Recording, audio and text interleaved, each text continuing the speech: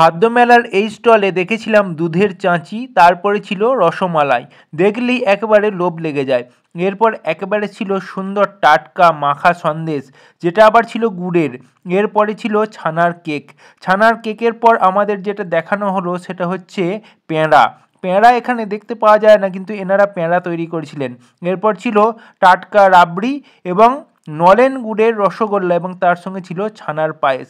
সব কটা খাবারই ছিল দুর্দান্ত। যাই হোক, এতগুলো মিষ্টি দেখার পর আমি নিয়ে নিয়েছিলাম টাটকা সুন্দর নলেন গুড়ের এই সন্দেশটা, যেটা খেতে ছিল এক কথায় অসাধারণ।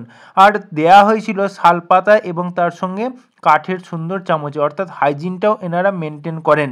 আর এই খাবারটা খেয়ে আমার দারুণ লেগেছিল। আর এনাদের পার্মানেন্ট দোকান আছে বর্ধমানের শাঁখারীপুকুরে। আর ঠিকানা এবং ফোন নাম্বার এই ভিডিওতে আমি দিয়ে রাখলাম। যদি আপনারা বর্ধমান যান, এই দোকানে অতি অবশ্যই সব কিছু ট্রাই করবেন।